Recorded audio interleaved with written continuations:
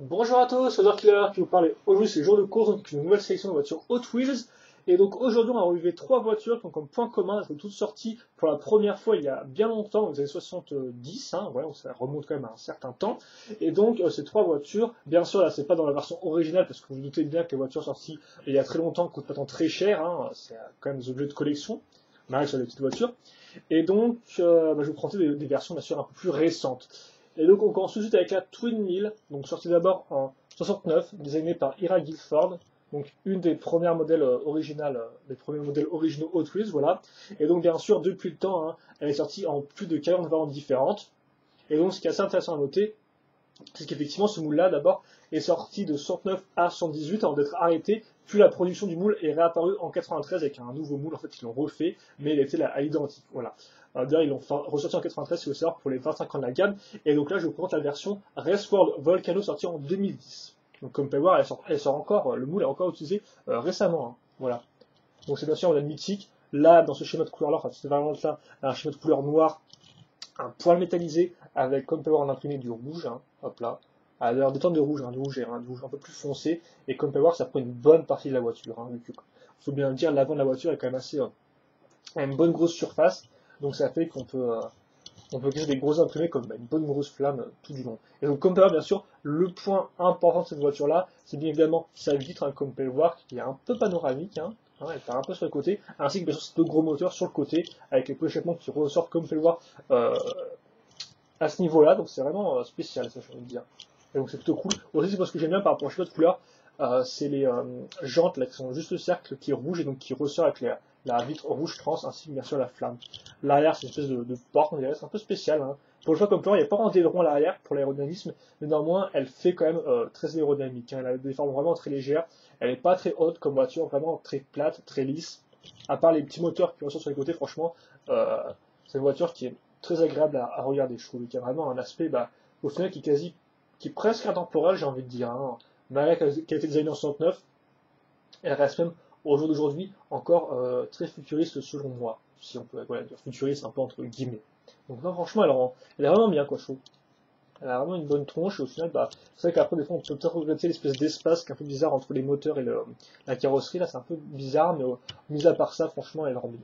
Et comme tu vois, à l'époque, l'arrière de la voiture n'était pas spécialement super designé, c'est pas spécialement super détaillé, excusez-moi. Donc voilà, la Twin Mill, et qui d'ailleurs, entre-temps, est sortie en version 2, puis en version 3, et aussi en version Toon, si je dis pas de bêtises, donc en version un peu plus comique, avec des formes un peu plus bizarroïdes. On passe maintenant à la The Demon, qui est cette fois-ci sortie en 70, et designée par Howard Reese, voilà. Donc là encore, elle est sortie d'abord en 70-71, puis ensuite de 113 à 83 sous le nom Prowler, pour une raison que j'ignore, et ensuite elle est ressortie en 93, tout comme la Twin Mill 1, pour les 25 ans de la gamme, donc ils ont refait le moule à l'identique. Et donc comme vous pouvez voir, donc là encore, elle aussi elle possède beaucoup de variantes, enfin, comme la Twin Mill 1, donc c'est impossible de vous dire le nombre exact de variantes. Et donc cette version-là est sortie en 2002 au sein de la Redlines série. Et donc pourquoi Redlines? Eh bien tout simplement parce que c'est le nom, comme vous pouvez voir, des cercles rouges autour des pneus. Voilà. Et donc bien sûr ces cercles rouges-là, ils sont pas anodins, car il faut savoir que les premières voitures Hot Wheels possédaient ces cercles rouges autour de leurs pneus. Voilà. Et donc forcément, bien sûr, maintenant, c'est quelque chose que Hot Wheels, enfin Mattel plutôt, ressort sur de nombreuses voitures. Les lignes rouges pour faire un peu, donner un peu ce style original, un peu vieillot, un peu semblable aux premières voitures. Donc comme vous pouvez voir, schéma de couleur très pur, enfin très simple plutôt, parce qu'on a que du Metal Flex Silver, comme vous pouvez voir à ce niveau-là. Et le reste, eh bien, c'est au-dessus de la voiture qu'on aura des couleurs, donc avec du noir, du rouge et du blanc. Donc c'est simple, Hot Wheels Red Lines, assez bien écrit, je trouve, chouette imprimé, avec les colliers un peu tribal sur les côtés, voilà. Et aussi à l'avant, à ce niveau-là, enfin, une ligne tribale, des espèces de lignes qui partent dans plusieurs sens, on va dire très ancré dans la culture un peu custom américaine, voilà, des lignes de ce type-là. Alors que voilà, le petit moteur qui repart à l'avant, on a vraiment une espèce de petit hot rod avec ce véhicule-là. Et si vous le remarquez, les vitres très peu ouvertes, vraiment elles sont assez étroites. Donc ça fait qu'on va quasi pas se capter, en fait c'est assez bizarre, on dirait qu'il n'y a même pas un volant là, on dirait une espèce de ceinture, c'est un peu spécial. En tout cas voilà à quoi elle ressemble. Je vais faire un turnaround, je ne sais pas si j'ai fait un turnaround, un vrai turnaround cette voiture là, excusez-moi, parce que c'est vrai que j'en parle un peu, mais voilà, comme ça. Et maintenant, on va passer une voiture sortie, enfin une voiture, un véhicule plutôt, sortie en 1977. C'est la Fire Eater, designée par Larry Wood, donc un grand designer de chez Hot Wheels qui a resté plus de 40 ans au sein de Mattel, je l'ai déjà dit dans ma vidéo d'introduction. Ce véhicule-là est sorti en tout en 42 variantes différentes, et donc là je vous présente la version Super Treasure Hunt de 2009.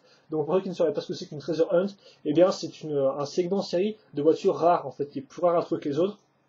Et les Super Treasure Hunts en fait, ce sont des variations de ces mêmes voitures rares qui sont encore plus dures à avoir. Voilà. Et donc moi j'ai eu la chance de trouver celle-ci. Et donc comme vous pouvez le voir, eh bien, on va retrouver nos lignes rouges ici qui sont assez classe.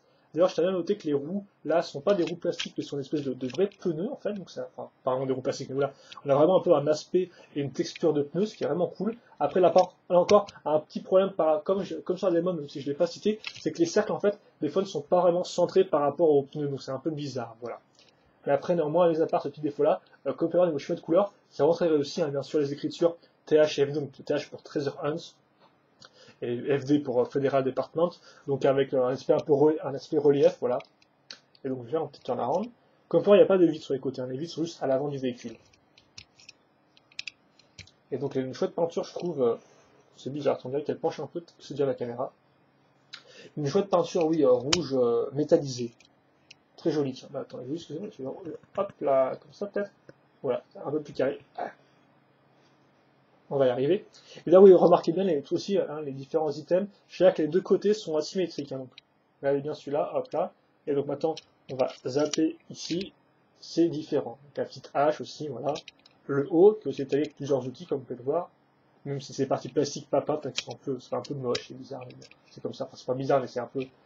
Ça peut être un peu mieux fait, quoi. Et la vitre à ce niveau-là. Et donc voilà, et j'ai pas grand chose de plus à dire sur ce véhicule-là, c'est un véhicule de pompier comme vous pouvez le voir, assez carré, assez sommaire, mais qui marche assez bien tout de même, hein. C'est un design assez solide, assez mastoc selon moi. Et je pense aussi assez fidèle à des vrais modèles existants dans la réalité. Et donc voilà, je pense qu'on a fait le tour pour ces trois modèles-là. Je vais lever un peu la caméra, puis je vais faire un petit vue d'ensemble. Donc pour ces trois modèles qui sont toutes sorties pour la première fois dans les années 70. Donc ça remonte quand même un peu, hein. Bien sûr, c'est pas non plus... c'est pas si loin que ça, mais bon, à l'échelle d'une gamme de jeux, c'est quand même pas mal, quoi. On va peut-être les remettre dans l'ordre, par contre.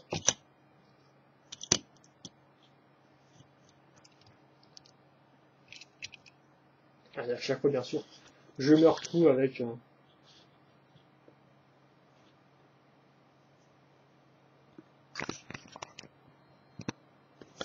Attendez... Voilà qui devrait faire l'affaire. Voilà. Donc on va être en présente aujourd'hui, donc la Twin Mill, une bien sûr, la The Demon ou Prowler aussi, et enfin la Fire Eater. Voilà. Donc bah, je pense plutôt trois véhicules plus sympathiques. Après c'est pas spécialement mes préférés. C'est vrai que j'avais en tout pris la Fire Eater parce que c'était une super Treasure Hunt et que c'est la première fois que j'en voyais une. La The Demon c'est aussi parce que à l'époque, quand je l'ai acheté donc en 2007 je crois, ou 2008, c'était la première fois que je voyais une voiture avec des pneus avec les marques rouges, donc je voulais en choper une comme ça. Et ensuite la Twin Mill, par contre elle j'aime bien comme zen, je trouve que c'est un modèle qui marche vraiment bien. Et même encore aujourd'hui, donc elle est assez intemporelle comme voiture, et donc c'est ça qui en fait sa force. Voilà. Et donc bah, je pense qu'on va se quitter là-dessus, bah, je après cette vidéo, c'est quand tu as des questions, n'hésitez pas à me les poser, j'y répondrai avec grand plaisir comme d'habitude. Et puis nous on se retrouve donc plus tard pour de prochaines vidéos. Allez, à plus.